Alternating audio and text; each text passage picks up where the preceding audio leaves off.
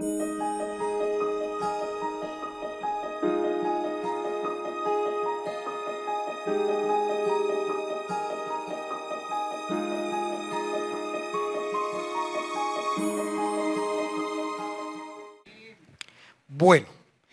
quiero empezar diciéndoles algo.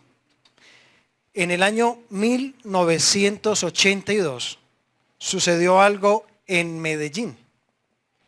¿Qué sucedió? Se aprobó el proyecto para la construcción del metro.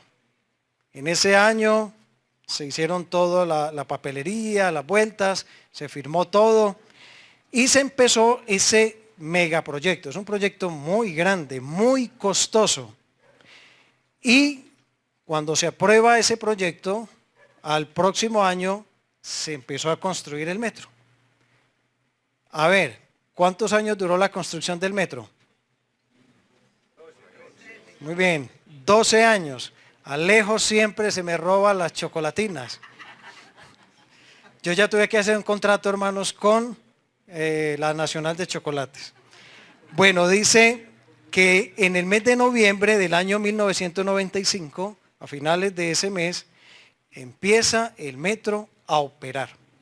Ahora, 12 años construyendo el metro, haciendo negociaciones, tumbando casas, organizando todo eso. 12 años. Y yo les pregunto, cuando terminan de construir cada estación y cierto, todas esas plataformas y traen los trenes, ahí se terminó la obra. ¿Qué podemos decir? Que ahí apenas empieza la obra. Terminaron la construcción, pero realmente inicia, cierto, todo un recorrido y pues ya llevamos varios años, cierto, con el metro y la verdad ha sido una bendición para muchos de nosotros que lo usamos. Hoy tenemos un tema que lo he querido titular de la siguiente manera. No es el final, apenas comienza. No es el final, apenas comienza. Y es que cuando llegamos al capítulo 7 de Nehemías, podemos decir algunas cosas. Primero, llegamos a la mitad del libro. ¿Cuántos capítulos tiene Nehemías? 13. ¿Cierto? Nehemías tiene 13. Y el capítulo 7 viene a ser exactamente la propia mitad. A ver si tiene 13. Sí, eso tiene. No es que me pusieron a dudar. ¿Cierto? ¿Por qué dudaste? Sí, son 13 capítulos. El capítulo 7 es el de la mitad. Y déjenme decirles, hermanos, que llegando a la mitad del libro, ya terminaron la reconstrucción. Ya levantaron los muros con sus puertas, todo bien organizado. Podemos decir que ya terminaron con la parte de seguridad de la ciudad de Jerusalén. Bueno, yo estaba pensando algo que decía el hermanito Antonio ahora, cuando orábamos por Israel. Esos muros significan para Israel ¿qué? Seguridad, ¿cierto? Protección. Pero recordemos lo que dice el Salmo, que generalmente lo aplicamos al matrimonio, y es verdad, pero en vano vela la guardia, si no es el Señor el que guarda y cuida. Realmente es el Señor, ¿cierto? El Señor, pues obviamente mandó a hacer estos muros, pero realmente, hermanos, es el Señor el que guarda esa ciudad. Hasta el día de hoy lo hace. Miremos nada más y nada menos las noticias. Es increíble una nación tan pequeña, rodeada de tantos enemigos, todos con ganas de devorarse esa ciudad, de acabar, de acribillarlos, lanzando cantidad de cohetes a la vez, y todo eso estalla en el aire. Sí, ellos tienen allá una protección, que lo llaman la cúpula de hierro, por ahí sacaron otra, dice que la onda de David, pero es la mano de Dios, hermanos. Es el Señor, realmente el Señor el que guarda la nación de Israel. El Señor los protege. Bueno, cuando Nehemías termina entonces de construir este muro, bueno, con todo lo que organizó, con tanta gente que le ayudó, uno pudiera pensar, bueno, ya terminó el libro, ahí ya se acabó todo. Ya para qué más seguir leyendo Nehemías. Si ya terminaron la tarea que se propusieron desde el capítulo 1. Pero ¿saben algo, mis amados hermanos? La obra continúa. La obra apenas va a empezar. Los muros los terminaron, pero sigue algo muy importante. Pudiéramos decir que terminaron la primera parte, la parte material, aunque realmente toda esa obra fue una obra espiritual. Así haya sido poner muros, pegar ladrillos, eso era una obra espiritual y lo podemos ver debido a tanta oposición que tuvo la reconstrucción de esos muros. Uno ve que detrás de eso habían enemigos que eran usados por el mismo Satanás para detener esa obra. Ahora, ¿qué podemos aprender acá? El Señor es muy organizado, nuestro Dios es muy ordenado. Claro, Él primero organizó los muros, o sea, la seguridad, llamémoslo así, y luego el personal para empezar a trabajar dentro de esa ciudad y especialmente dentro de el templo de Jerusalén. Y es que cuando uno ve las obras de Dios, Dios es muy organizado. Somos nosotros los del caos. Es la raza humana la que hace un lío todas las cosas, ¿cierto? Pero Dios no. Cuando Dios empezó a crear el planeta, empieza primero por ordenar el lugar, adecuar el lugar, ¿para qué? Para que el hombre pudiese habitar. ¿Cierto? ¿Qué hizo Dios primero? Ordenó todo. Ordena las cosas, pone las plantas, los árboles frutales, organiza las aguas, todo. Y cuando ya tiene un planeta bien equipado con todo lo que el ser humano necesita, ahí sí establece a Adán y a Eva en el huerto, porque así es Dios. Entonces Dios hizo algo parecido allá con Jerusalén. Primero organiza la seguridad y luego empieza a darle otro tipo de orden y otro tipo de instrucciones a Nehemías, que ya tenía que ver con personas. Ahora, algo interesante, hermanos, es que la obra de Dios en la tierra no termina hasta que Él regrese. Tengamos eso en cuenta, tenga eso claro. La obra de Dios no va a terminar hasta que el Señor Jesucristo regrese.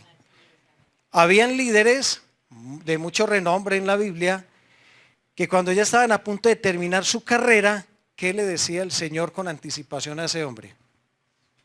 Que preparara otro. Moisés estaba a punto de partir y ¿qué instrucciones le dio el Señor? Me va entrenando a Josué, me da el favor. Y ese es un principio que vemos en la Biblia. Moisés prepara a Josué, ¿cierto? Elías a Eliseo. Pablo, un Timoteo y otros hombres, Tito y otros hombres más, ¿cierto?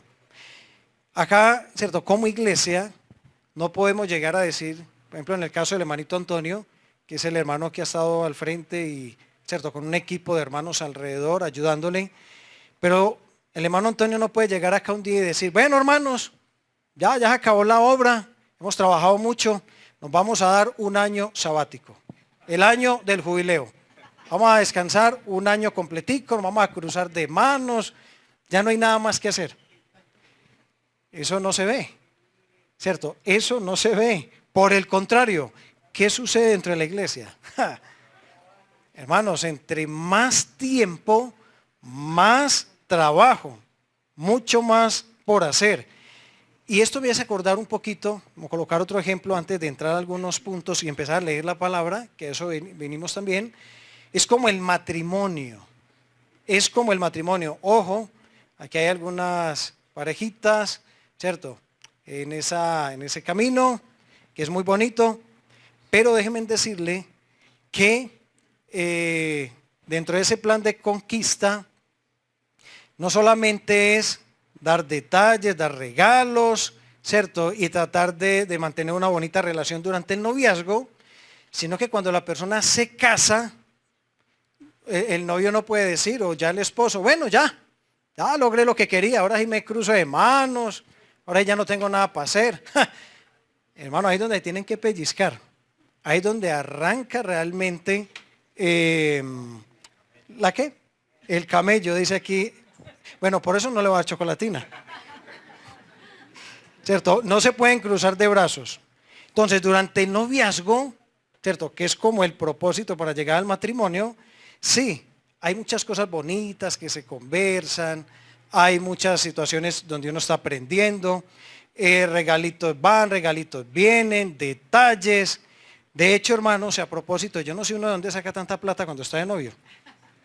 Cuando uno está de novio, eso parece un banco, ¿cierto? La novia se antoja de un helado, cómase su helado. La novia se antoja de una chocolatina, tenga su chocolatina y hágale.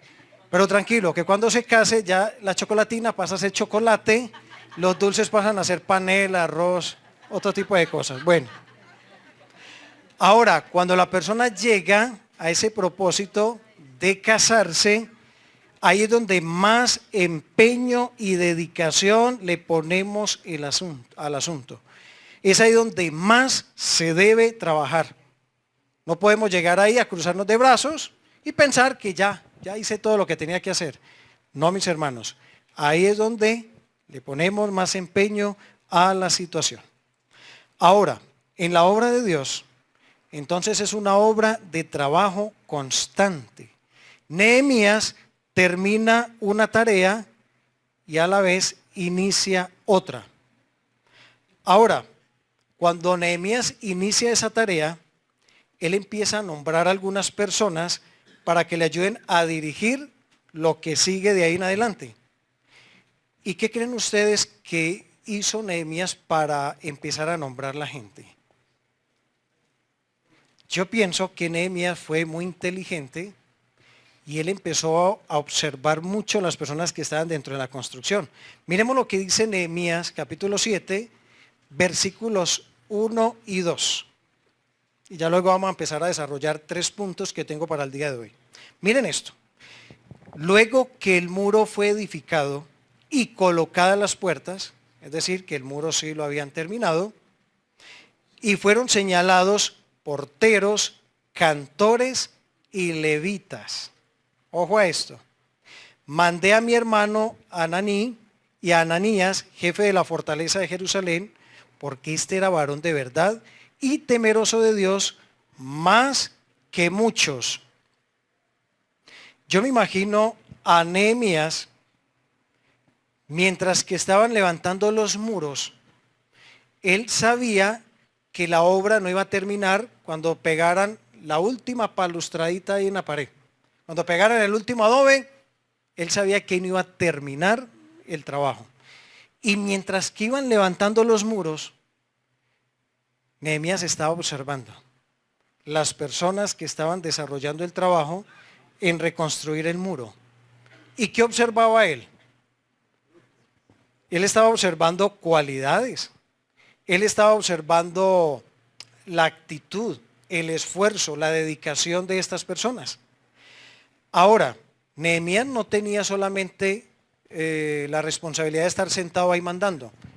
Peguen esto, organicen esto, me cargan este bulto de cemento, me descargan allí la arena.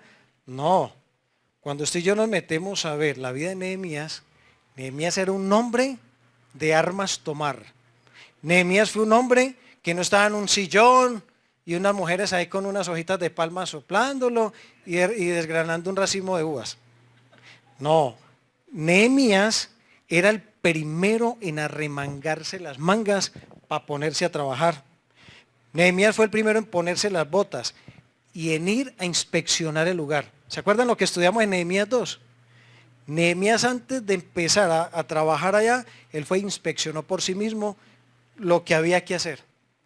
Nehemías iba al frente, pero a la par de que Nehemías iba trabajando, iba haciendo las cosas, él estaba mirando, él estaba analizando, porque él sabía entonces que la obra debía continuar. Y él empezó a detallar todo el personal. Y por eso, dice versículos 1 y 2, que Nehemías empezó a señalar porteros, cantores y levitas. Y también colocó a uno como jefe de la fortaleza de Jerusalén, ¿cierto? A Ananí. A Ananí. Dice acá que Ananí era hermano de Nehemías.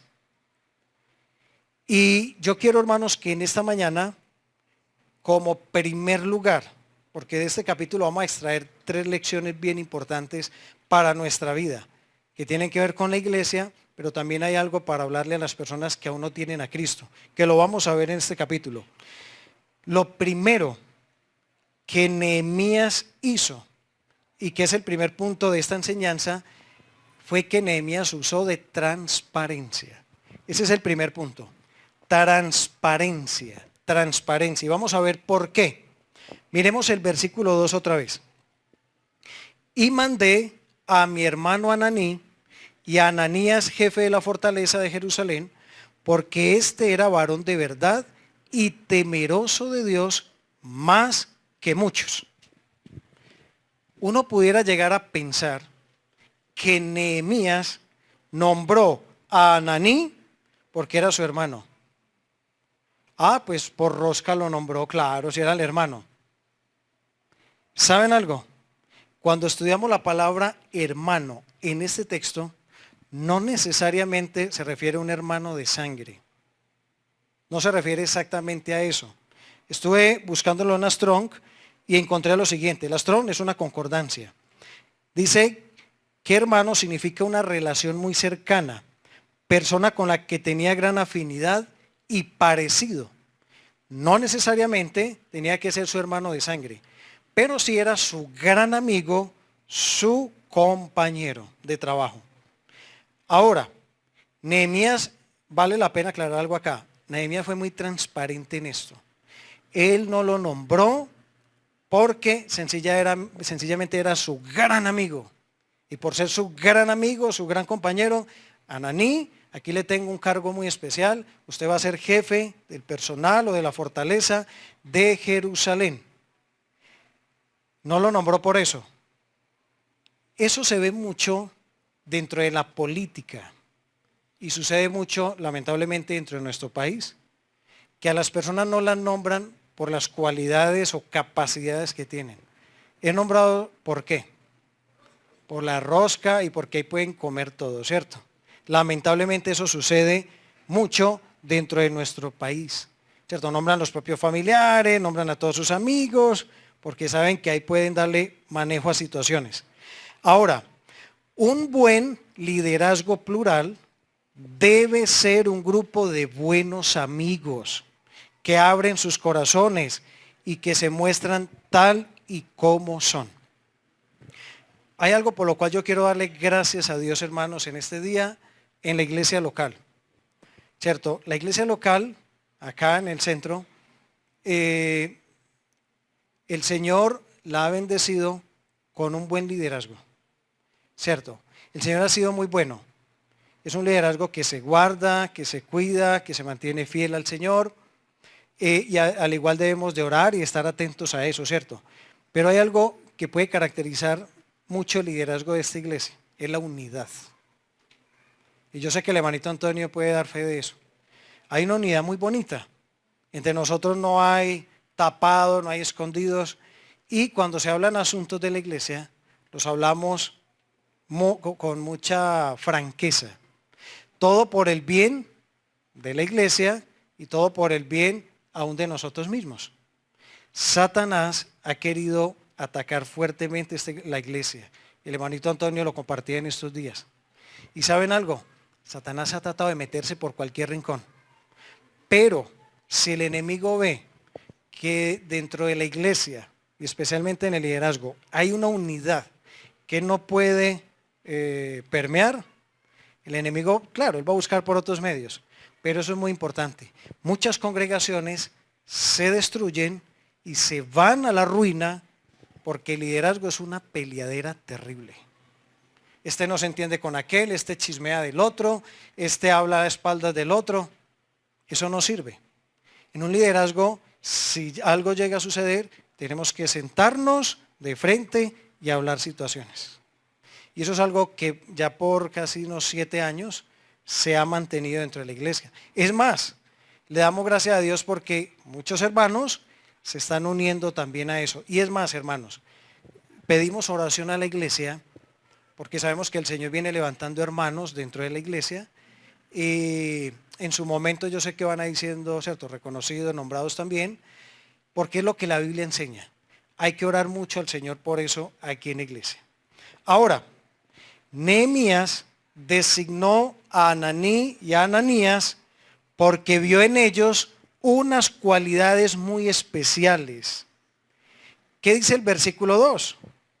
Dice que este era varón de verdad, ojo, y temeroso de Dios más que muchos.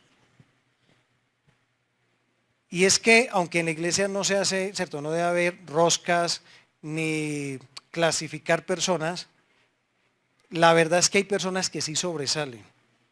Hay personas sobresalientes, ¿cierto? Dentro de cualquier grupo. Por eso en los colegios dan medallas de honor. ¿Por qué? Porque hay niños que sobresalen porque son muy dedicados a estudiar, otros porque son muy ordenados.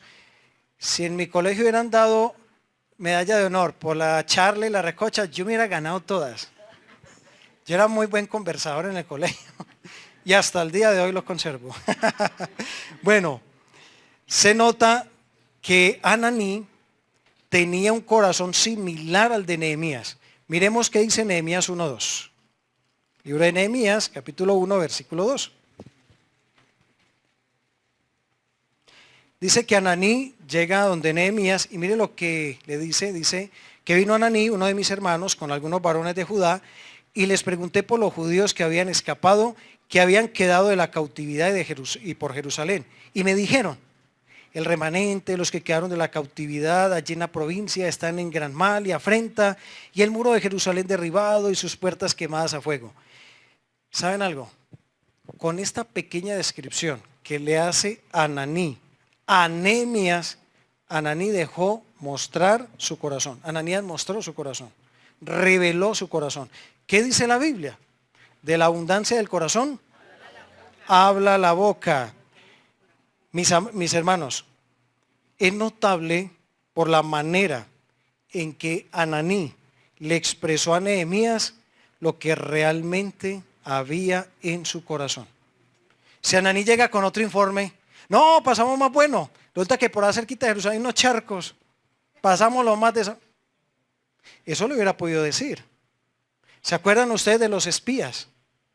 Los espías 10 dieron un informe y otros 2 dieron otro tipo de informe. Esos informes revelan mucho lo que hay en el corazón. Y resulta de que cuando de nombrar liderazgo o de nombrar personas que van al frente en una congregación se trata, una persona que Dios pone para hacer esa tarea, y obviamente la iglesia está trabajando en eso, también debe de ver y debe de analizar muchas cosas en la vida de las personas. Muchas cosas deben mirar. Ahora, yo quiero hacer una subdivisión de este primer punto. El primer punto es, ¿cuál? La transparencia. Nehemías fue transparente al menos en 3 cosas en este capítulo. Estos son 3 subtítulos. La primera, y es la que venimos hablando un poquito, en revisar el liderazgo. Nehemías fue transparente, amados hermanos, con eso. En revisar muy bien el liderazgo que iba a poner frente a, ¿cierto?, los cantantes, ahí habla de los cantores, los porteros, hasta para eso hay que revisar muy bien. Tiene que haber gente muy confiable, porque se les va a dar nada más y nada menos que el cuidado de las puertas. Imagínense ustedes, que no deje filtrar algo tremendo. Y Nehemías no nombró todas estas personas pasamos a la otra diapositiva. Nehemías no nombró todas estas personas al pinochazo ni por rosca. Él empezó a observar las virtudes, el fruto, las actitudes y las acciones de las personas. Todo eso se puede resumir en una palabra: temerosos de Dios. Eran personas temerosas de Dios y lo demostraban entonces a través de esto que acabé de mencionar. No dice que Nehemías los nombró, porque es que Hananí tenía 5 carreras en la universidad, tenía 5 seminarios, era graduado del instituto, no sé ni cómo se llama. Él no se fijó en eso. Probablemente Nehemías, en una de las cosas que más se fijó, fue quién era el que barría más detrás de cada murito, donde nadie se fija. Tal vez en aquellas obras que eran invisibles. Tal vez se fijó en aquellos hombres que hacían una gran labor y no buscaban ni el reconocimiento, ni los aplausos, ni el mejor lugar.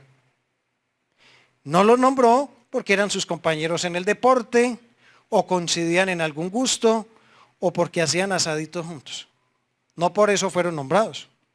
Mis amados hermanos, las iglesias del día de hoy están mal, pero muy mal, en su mayoría, y la razón número uno es por el pésimo liderazgo, que es nombrado básicamente a dedo, y no se fijan bien los principios que la palabra de Dios traza. Hombres puestos por hombres. Cuando la Biblia es tan clara y nos deja una serie de requisitos que se deben de evaluar y mirar en cada hombre o mujer que se puede designar a una tarea o función específica dentro de la iglesia. ¿Cierto? Uno los puede encontrar, por ejemplo, en 1 Timoteo 3. 1 Timoteo 3, la Biblia da requisitos para un anciano o para un diácono. En Tito se repiten muchas de estas cosas.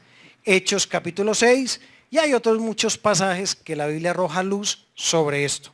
Aquí la Biblia dice que Nehemías nombró estos dos hombres porque ¿qué vio en ellos? ¿Que eran hombres de qué? ¿Hombres de qué? Hombres de verdad y temerosos de Dios. ¿Se acuerdan ustedes de Samuel? El Señor llega y le dice a Samuel que se dirija a cierto lugar y que allá iba a encontrar un señor que llamaba Isaí, y que de los hijos de Isaí el Señor ya se había escogido un rey para gobernar a Jerusalén. A mí me llama la atención algo, que el Señor no le dijo a Samuel: vaya donde Isaí y me escoge a David. El Señor no le dijo eso inicialmente. El Señor le dijo: ve y dentro de los hijos de Isaí yo me he guardado uno para que sea el rey de Israel. ¿Y qué pasa cuando Samuel llega a la casa de Isaí? Empezó a ver los hermanos mayores. Y empieza Samuel a observarlo, a mirarlo y dijo: este es, ¡ja! Tiene porte. No, ya me lo imagino en una plataforma allá. Bueno, no había micrófono, pero supongamos que hubieran tenido con un micrófono allá hablándole a la gente. Este es. Y el Señor: Samuel, no te fijes en las apariencias, no se fije en lo externo.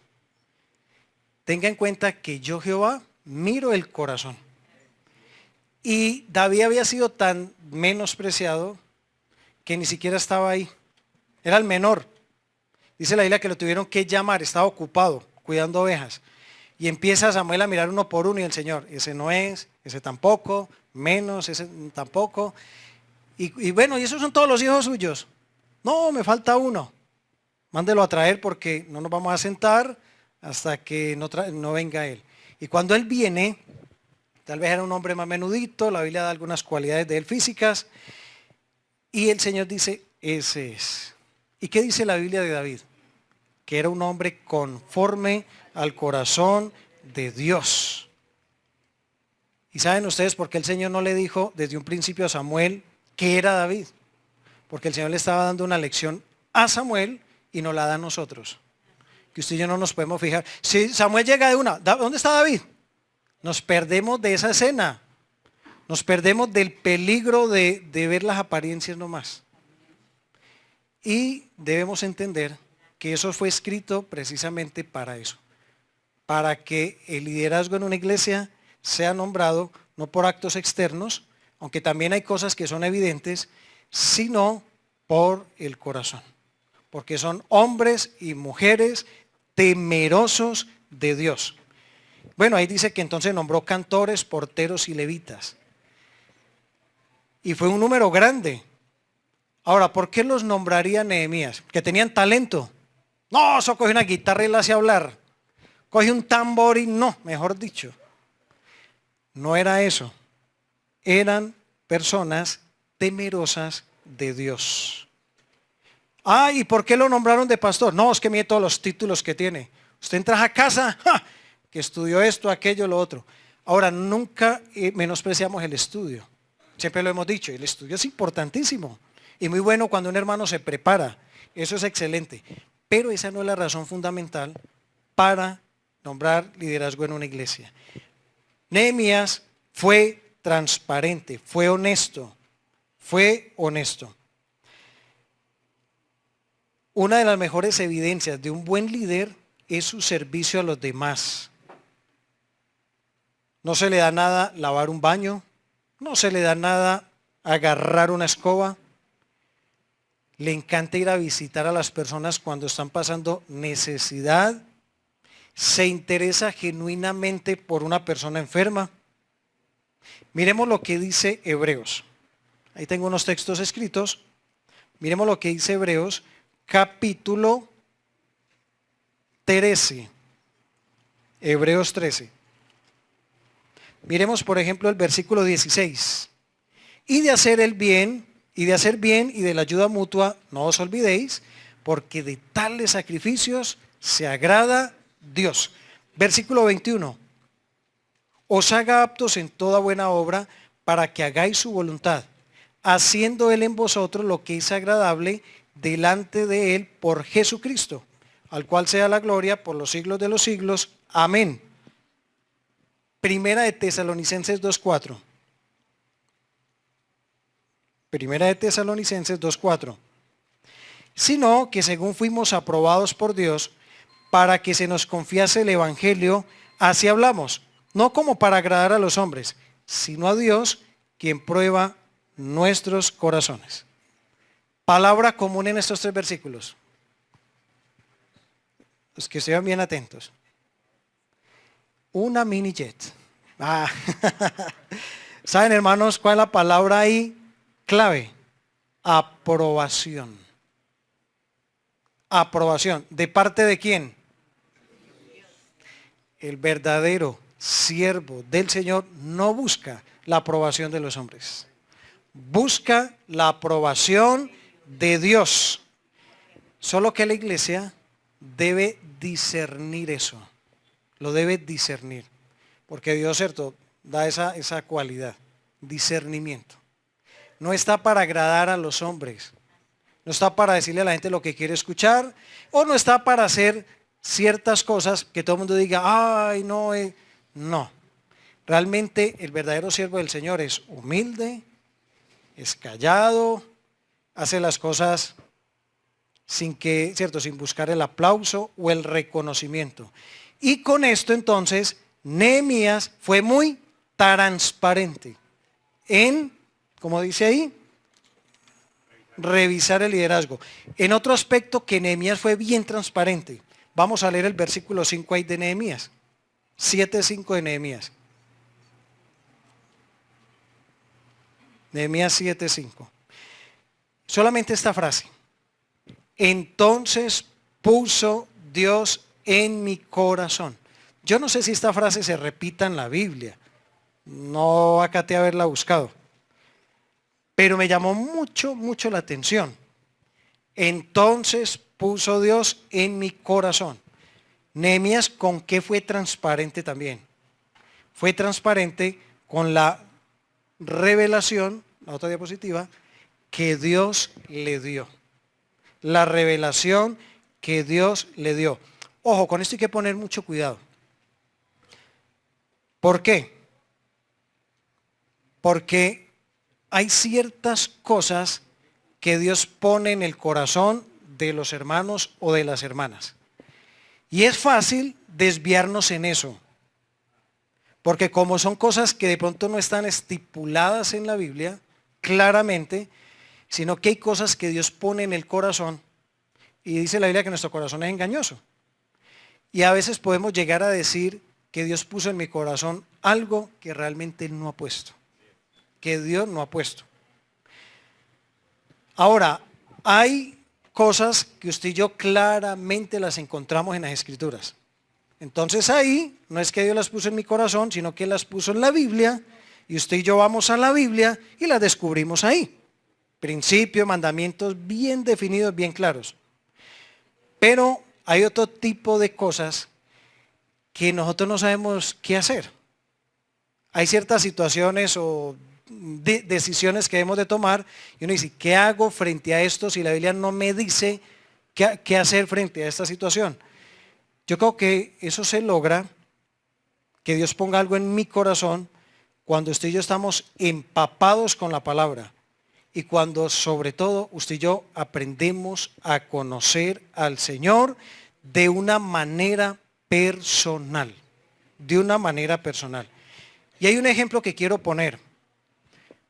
El hermanito Antonio ha venido tratando un tema en el Sermón del Monte, muy bueno. En estos días trató el tema del divorcio.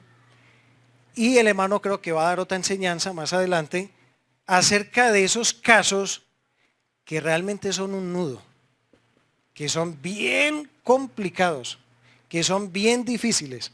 Hay cosas que son muy claras en la Biblia. La Biblia define bien qué es una fornicación, la Biblia define muy bien qué es un adulterio, la Biblia define muchas cosas. Pero hay otras donde ni siquiera el apóstol Pablo tenía una instrucción directa de parte del Señor. Entonces habían cosas que Dios ponía en el corazón de Pablo, pero Pablo se hace confiable porque Pablo conoce a Dios y era un hombre bien conocedor de la Escritura. Y vamos a ver un ejemplo, y en estos días lo hablaba yo con el hermanito Antonio. Miremos lo que dice 1 Corintios 7:12. Miren esto es un ejemplo. Y con esto hay que poner mucho cuidado, hay que ser muy transparentes. Nehemías lo fue. Cuando Nehemías expresó lo que Dios había puesto en su corazón, no era algo motivado por su emoción o por sus sentimientos. Fue algo que realmente Dios puso en el corazón. Y miremos este ejemplo, 1 Corintios capítulo 7, y vamos a ver el versículo 12, por ejemplo. Miren esto. Y a los demás yo digo, no el Señor. Y uno de que, ¿cómo así? Entonces esto no es inspirado lo que va a decir. Esto no lo dice el Señor, lo dice Pablo. Y a los demás yo digo, no el Señor. ¿Qué está diciendo Pablo ahí en otras palabras? Ahora, que no es algo que él se haya inventado, eso hay que descartarlo por completo. Ni mucho menos que él se esté igualando al Señor. Pero lo que él sí está diciendo es algo que repite y más adelante. Versículo 25. 1 Corintios 7:25. En cuanto a las vírgenes, miren esto, no tengo mandamiento del Señor. O sea, el Señor le dio muchas instrucciones. Ahora, no es que al Señor se le haya olvidado en darle instrucción acerca de las vírgenes. Pero mire lo que sigue diciendo. No tengo mandamiento del Señor, mas doy mi parecer. Lo que Dios había puesto en su corazón. Mas doy mi parecer como quien ha alcanzado misericordia del Señor para ser fiel. ¿Se dan cuenta? Era algo que Dios había colocado en el corazón de Pablo y un hombre con esa autoridad que tenía podía dar su parecer. Y miremos otro ahí mismo en el versículo 40. Miren cómo empieza el versículo 40. ¿Pero a mí qué? A mi juicio. Pero más dichosa será si se quedaría así. Pero mire cómo lo finaliza. Y pienso que también yo tengo el Espíritu de Dios. ¿Qué está diciendo el apóstol Pablo? Hay algunas cosas que Dios no las reveló por completo. Hay cosas secretas en las que usted y yo no debemos de indagar. Pero hay algunas cosas que aunque no están plasmadas específicamente en la Biblia, hay cosas en las que se pueden dar un parecer. O hay algunas cosas en las que se puede emitir un juicio. ¿Y cómo se logra eso? Cuando hay personas consagradas al Señor, que dependen de Dios. Ahora, no es decir cualquier barrabasada por ahí. Nehemías, cuando dijo eso, Dios puso en mi corazón realmente el uso de transparencia para decir lo que dijo después y para hacer lo que hizo después, que fue un censo. Para eso, hermanos, se debe estar empapados del Señor, de conocer muy bien al Señor y discernir muy bien cuando el Señor pone algo en mi corazón y cuando es solamente nuestros sentimientos o emociones. Ahora hay otro tipo de cosas que Dios pone en nuestro corazón y no nos debemos de resistir. Sale un hermano aquí al frente y con sinceridad cuenta una situación difícil que está pasando. O como lo que pasó hace 15 días con el pastor Jorge. El hermanito vino y nos narró un poquito acerca del trabajo que él hace allá con los misioneros. Llega el Señor y pone algo en el corazón de alguno de nosotros, de apoyarle, de darle una ofrenda o algo. ¿Eso quién lo pone? El Señor. Dios pone eso en el corazón muchas veces. O en ocasiones, yo creo que a todos nos ha pasado. Vamos por la calle y vemos cierta escena ahí. Y Dios pone en nuestro corazón, así como le dijo a Felipe, arrímate a ese carro. Arrímese, muévase allá. Y nos dejamos guiar por el Señor. No solamente por un sentimiento o una percepción o algún interés o una idea mía, sino realmente por la guía del Señor. Amén. Este es un tema que hay que trazarlo con mucho cuidado, porque se puede dar para malinterpretaciones. Y hay gente que puede llegar a usar eso para manipular cosas. Hermanos, con eso hay que poner muchísimo cuidado. Saber trazar correctamente la palabra de Dios. Bueno, y hay un tercer aspecto de ese primer punto, de la transparencia. Nehemías no fue solamente transparente para nombrar líderes, no solamente fue transparente para decir lo que Dios había revelado a su corazón. Nehemías fue transparente al repasar la genealogía. Vamos a mirarlo ahí en Nehemías 7. Y ya les voy a explicar qué quiere decir eso. Nehemías capítulo 7 y el versículo 5. Dice, entonces puso Dios en mi corazón que reuniese a los nobles y oficiales y al pueblo para que fuesen empadronados según sus genealogías. Y hallé el libro de la genealogía de los que habían subido antes y encontré en él escrito así: estos son los hijos de la provincia que subieron del cautiverio, de los que llevó cautivo Nabucodonosor, rey de Babilonia, y que volvieron a Jerusalén y a Judá, cada uno en su ciudad.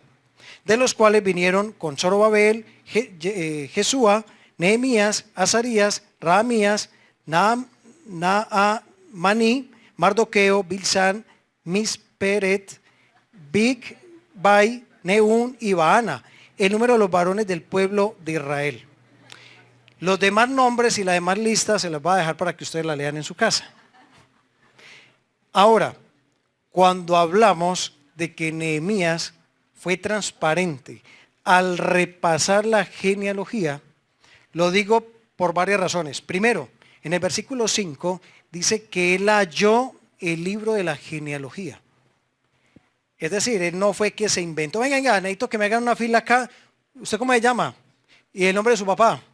No, él verificó muy bien la genealogía de Esdras capítulo 2, que ya había sido bien examinada. Ahora, no solamente por eso, sino que Nehemías fue transparente al confirmar las personas, y ojo a esto, que realmente eran descendientes de Israel. Verificó uno por uno. ¿Y usted cómo se llama? ¿Hijo de quién? Ah, sí, usted aquí aparece en la lista. Sí, señor, usted es israelita. Bien pueda, pase. Les dejo la tarea de leer esos versículos en casa, del 8 al 60. Y quiero decirles algo, para el Señor los nombres son muy importantes.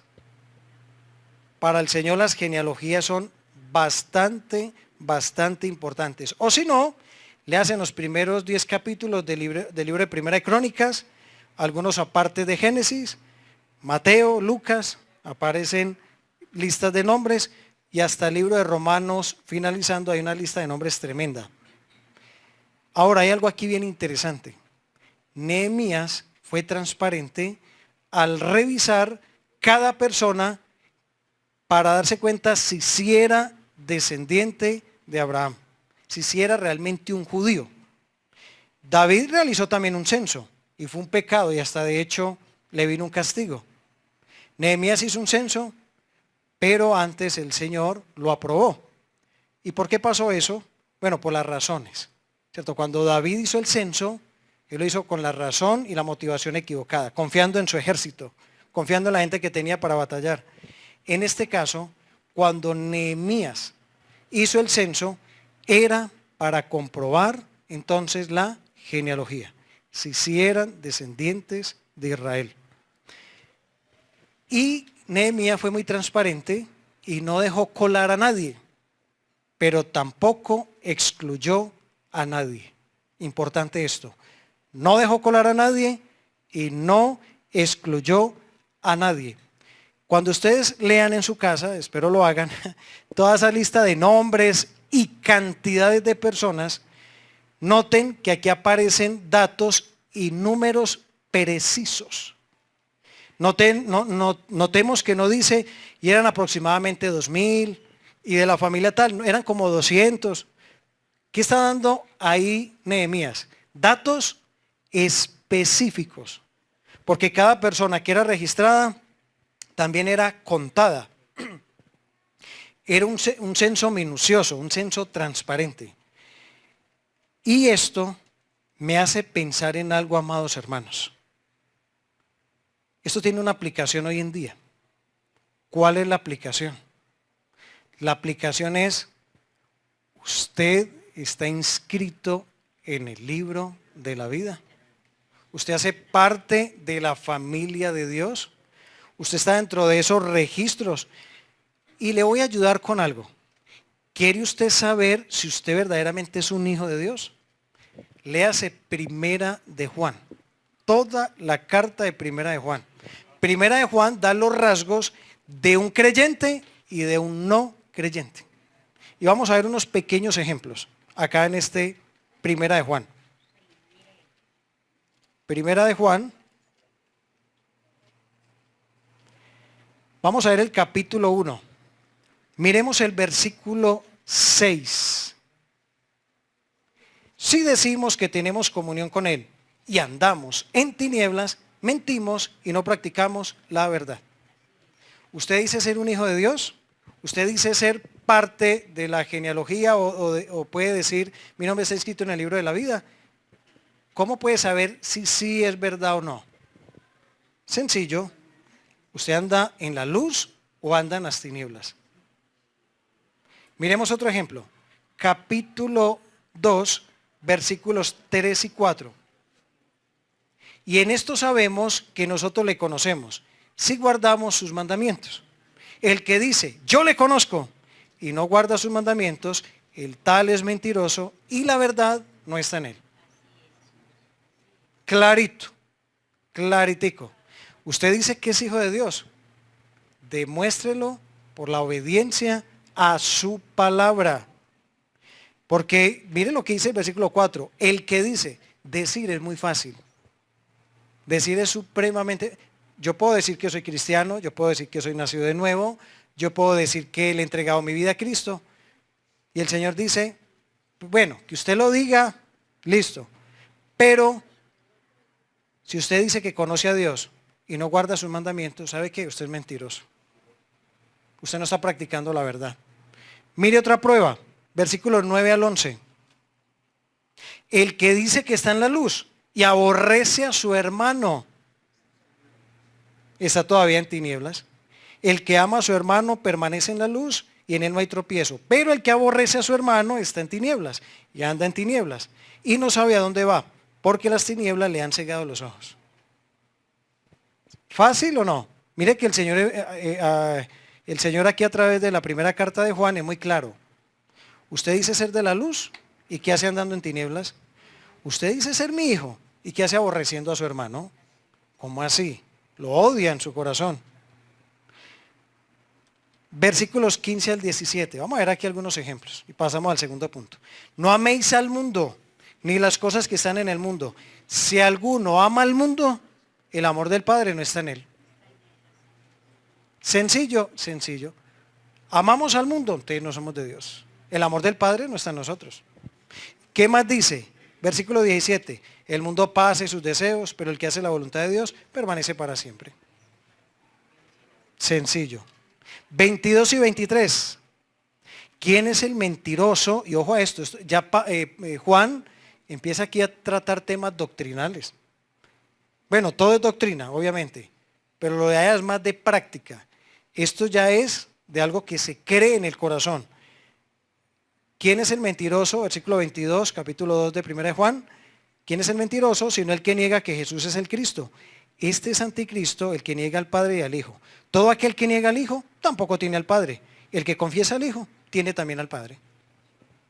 Si una persona llega y dice, no, mi nombre está inscrito en el libro de la vida, yo soy salvo, pero no cree en Cristo, niega la deidad de Cristo, mentiroso. Ahí no hay nada. Y el último es 3, 8 y 9. Este es fuerte. El que practica el pecado es del diablo. Ojo, al que practica el pecado es del diablo. Porque el diablo peca desde el principio. Para esto apareció el Hijo de Dios, para deshacer las obras del diablo. Todo aquel que es nacido de Dios no practica el pecado, porque la simiente de Dios permanece en él. Y no puede pecar porque es nacido de Dios.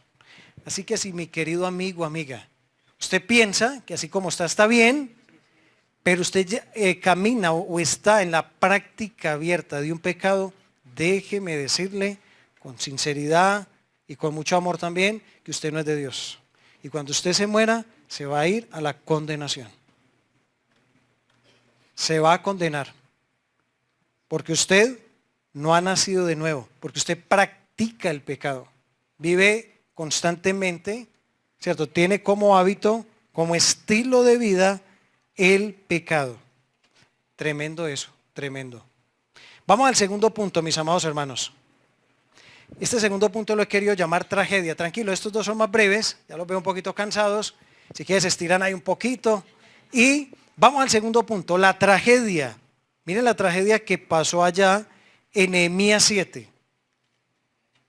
Una tragedia terrible. Versículos 61. Nehemías hace un censo y comprueba si la gente sí era israelita. Pero había un grupo que no pudieron comprobar eso. Se colaron ahí. Y miren lo que pasó. Versículo 61. Y estos son los que subieron de Tel Mela, Tel Harsa, Kerub, Adón e Imer. Mano Imer, aquí está su nombre. Los cuales no pudieron mostrar la casa de sus padres ni su genealogía si eran de Israel. Los nombres de Delaía, los hijos de Tobías y los hijos de Necoda, 642. Y de los sacerdotes, oiga, habían sacerdotes ahí también colados. Los hijos de Abaía, los hijos de Cos y los hijos de Barzilaí, el cual tomó mujer de las hijas de Barzilaí Galadita y se llamó del nombre de ellas.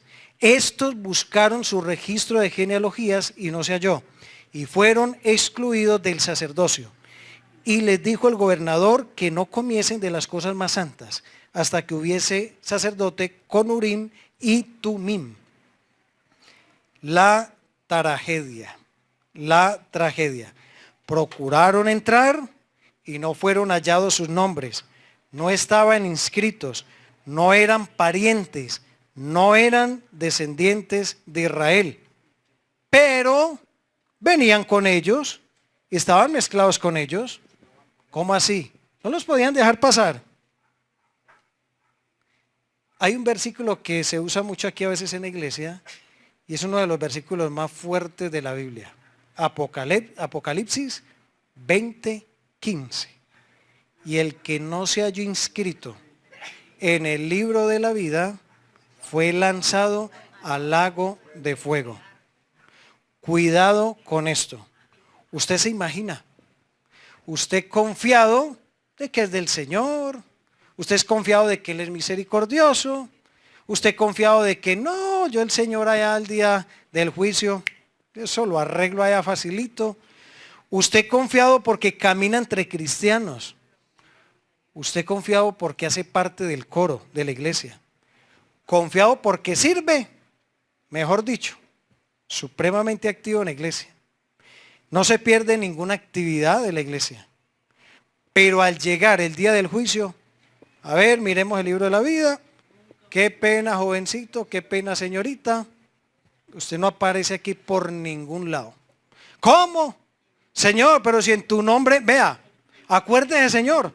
Yo me paraba en la puerta de la iglesia a recibir la gente.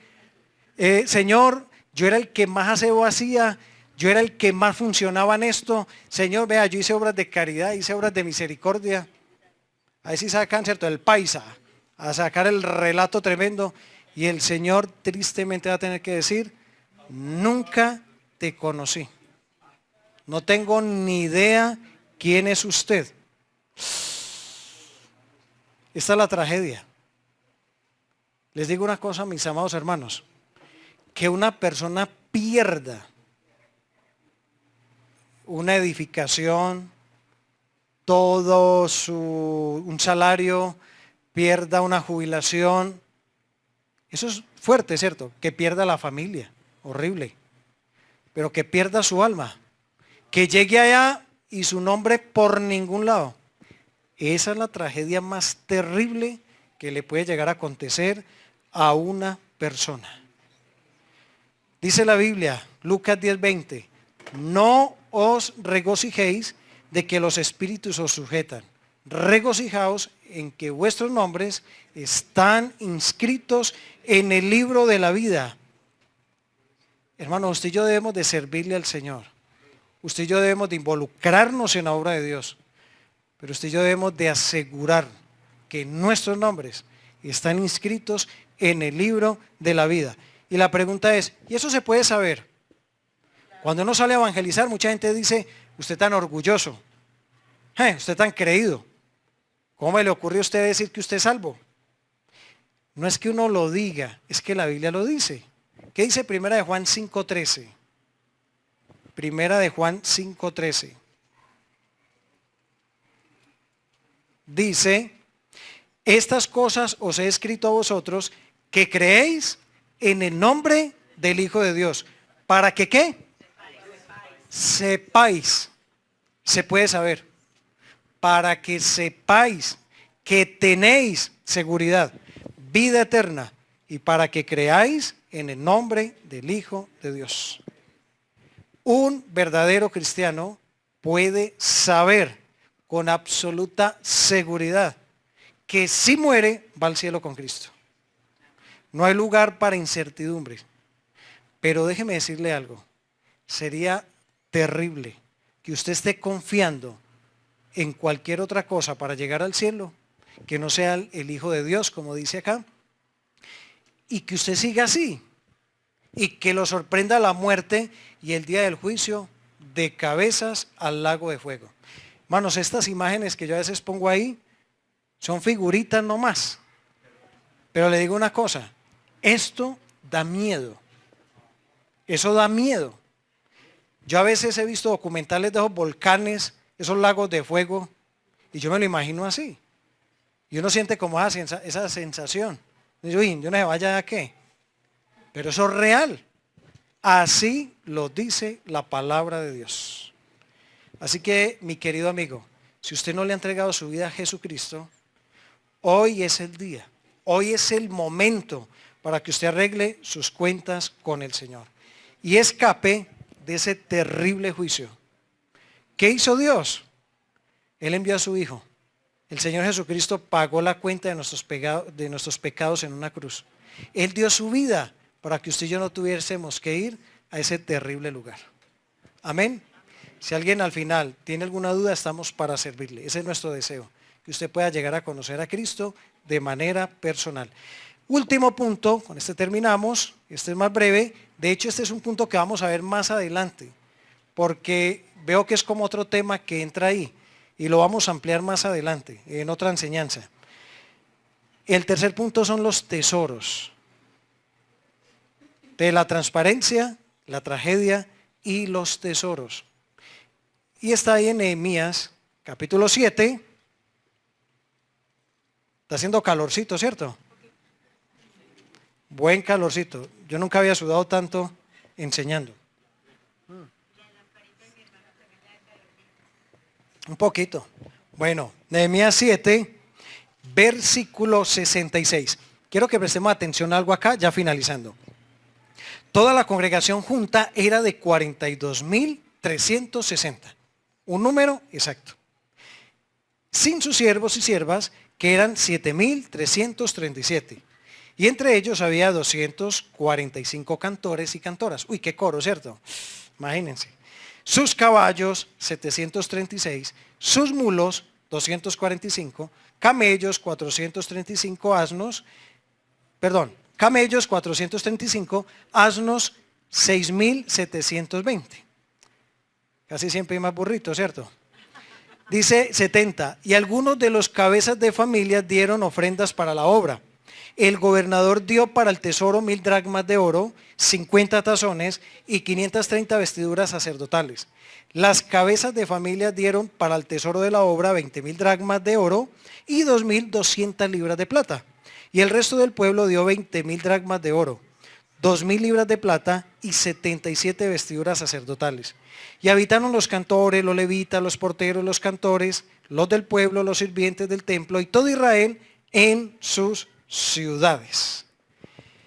Se ve la prosperidad donde se obedece al Señor. Se ve la prosperidad. Un pueblo que venía prácticamente de las ruinas y sin embargo dieron conforme a sus fuerzas y aún más allá de sus fuerzas. Ahora, me encanta algo de este texto. El orden en que Nehemías registra esto. ¿Qué fue lo primero que Nehemías registró? El número de personas. Fue lo primero que él registró, las personas. Luego registró los animales y lo último fueron los utensilios y las ofrendas. Ese es el orden de los valores correcto. Si hay un incendio, un barco se está hundiendo, ¿qué es lo primero que se rescata? Debe haber una persona rescatando una bolsa de oro, una máquina y la gente ahogándose. Ese es el orden. Es el orden de valores. Primero están las personas, luego están los animalitos, la naturaleza y luego las cosas materiales. Dios valora enormemente el alma humana. La valora enormemente. Salmo 112, 6 dice que los justos seremos recordados eternamente y para siempre. Dios nos lleva siempre en su memoria. En cambio, la Biblia dice que el impío perecerá, es más, va a ser puesto en el olvido. Ahí en el versículo 10 del Salmo 112 aparece eso. Quiero finalizar diciendo algo a los creyentes y luego algo a los amigos que nos visitan que aún no han recibido a Jesucristo. A los cristianos les digo lo siguiente. Querido hermano, ¿dónde está su tesoro? ¿Cómo está invirtiendo usted para la eternidad? Me encontré un texto en 2 de Juan 8 que me impactó. 2 de Juan, versículo 8, 2 de Juan no tiene sino un solo capítulo. Miren esto. 2 de Juan 8. Mirad por vosotros mismos, para que no perdáis el fruto de vuestro trabajo, sino que recibáis galardón completo. Sería una pérdida lamentable en el tribunal de Cristo que un creyente realice obras o haga donaciones o cosas así y no la haga con el enfoque correcto. Eso se perdería ya. Juan advierte eso. Miren que ustedes no pierdan el fruto de su trabajo. Pero también le quiero decir algo a las personas que hoy nos visitan por primera vez. ¿En dónde está escrito su nombre? En el libro de la vida. ¿Usted está seguro que su nombre está escrito en el libro de la vida? ¿O su nombre está escrito, como dice Jeremías 17:13? Oh Jehová, esperanza de Israel, todos los que te dejan serán avergonzados, y los que se apartan de mí serán escritos en el polvo, porque dejaron a Jehová manantial de aguas vivas. El perder una recompensa en el cielo para el creyente es algo lamentable, pero el perder el alma porque su nombre no está inscrito en el libro de la vida es una pérdida fatal e irremediable. Sería algo muy, muy triste que su alma se perdiera eternamente después de saber lo que usted tiene que hacer. Después de saber que solamente es quebrantar su corazón, doblar sus rodillas y entregarle su vida a Jesucristo. Amén. Bueno, vamos a orar. Vamos a orar y luego de orar un videito y quedamos despedidos. Vamos a orar. Padre, en esta tarde, o en esta mañana, perdón, todavía, queremos acercarnos a tu presencia santa y bendita para agradecerte por tu palabra preciosa. Señor, es un capítulo extenso, es mucho lo que hay que decir de un capítulo como estos, y mi oración, Señor, es que este mensaje toque vidas, toque corazones. Eso que leíamos allá en Nehemías 7 es un cuadro perfecto también de lo que va a ser un día el juicio. Personas que tienen sus nombres inscritos en el libro de la vida, pero tristemente habían otras personas que no fueron hallados sus nombres en el registro y por consiguiente quedaron excluidos, no solamente de una genealogía, quedaron excluidos de una nacionalidad. Y pienso, Señor, que allá habían personas del común, pero también habían sacerdotes que procuraban de una u otra manera hacerse pasar como un israelita, pero sufrieron, Señor, una gran decepción. Padre, pienso en lo que será ese día final. Pienso será en lo que será el gran tribunal de Cristo. Gente lamentándose, gente gritando, gente diciendo que busquen bien, que ahí puede estar su nombre. Pero, Señor, tú mismo le dirás: no te conozco, apartaos de mí, hacedores de maldad. Y van a ser lanzados de cabeza, Señor, al lago de fuego que arde por la eternidad. Padre, que eso no acontezca a ninguno de los aquí presentes, que cada uno se pueda percatar de ese inminente peligro y que pueda ser librado de semejante tragedia. Señor, obra en cada vida, obra en cada corazón. Y Señor, y también te agradecemos por tu iglesia.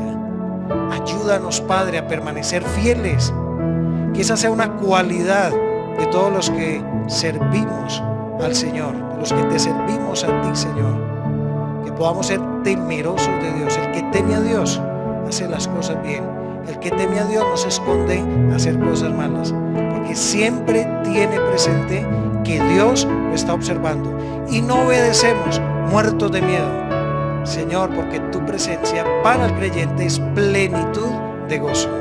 Nos deleitamos en tu presencia, Señor, nos regocijamos en ti. Señor, te alabamos, te bendecimos, te damos gracias en el precioso nombre de nuestro Señor y Salvador Jesucristo. Amén y amén.